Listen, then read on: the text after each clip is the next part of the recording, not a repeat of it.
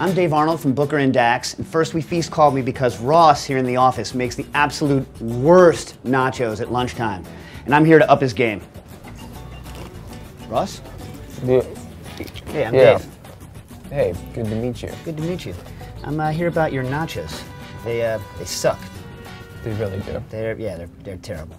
I'm here to help you out with that, but I'm going to need your desk. So what we're going to do is we're going to start and we're going to make nachos at Ross's desk, but totally from scratch. So we're not going to use pre-done tortilla chips. I can't really do a deep fryer here, so what I'm going to do is toss them in oil, and then I'm going to throw them into this toaster oven to let them crisp up while I make the rest of the nachos. Oil. Anyone who says you can make a chip by baking it is a liar. You have to have oil. Now, do a little shake and bake / fry. Now, you want to make sure they're all coated with a little bit of oil.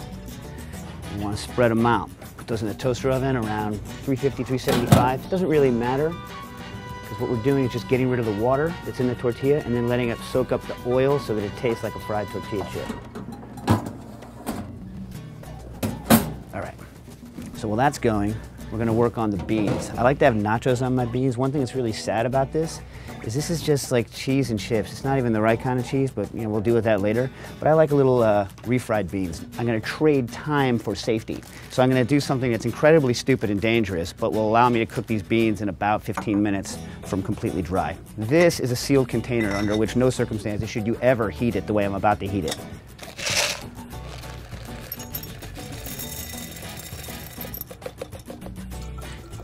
These are normally used for making whipped cream.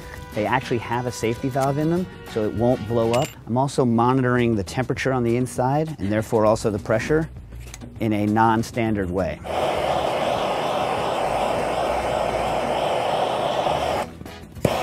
Okay, I'm gonna let that ride. Might hit it one more time later. Take some fresh cilantro.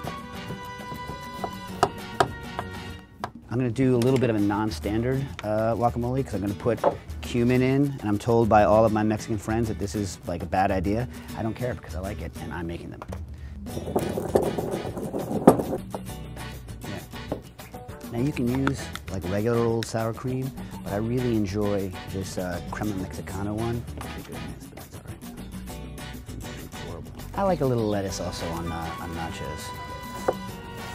I know Ross wants kind of a melty cheese. I'm not going to use American cheese for this application because once that cools down, it's not good anymore. I'm also not going to use kind of a traditional Mexican cheese. I'm going to use, you know, just kind of very mild, meltable, Colby style.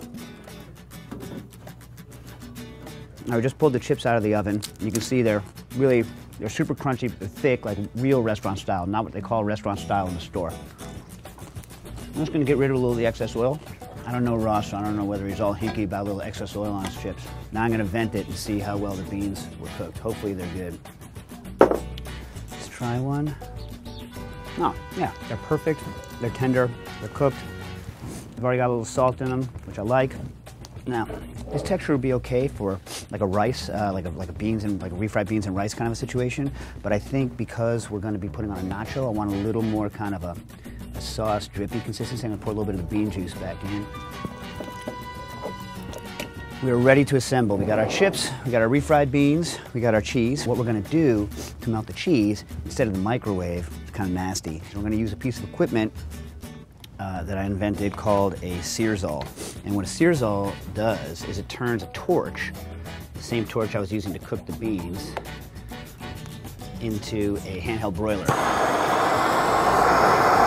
It gets very hot very fast, so we're going to use this to toast cheese. So you could actually, probably not in an office where you can see everyone, but I mean, I use this thing at my desk all the time. This one's actually not unsafe compared to the other stuff that we were doing.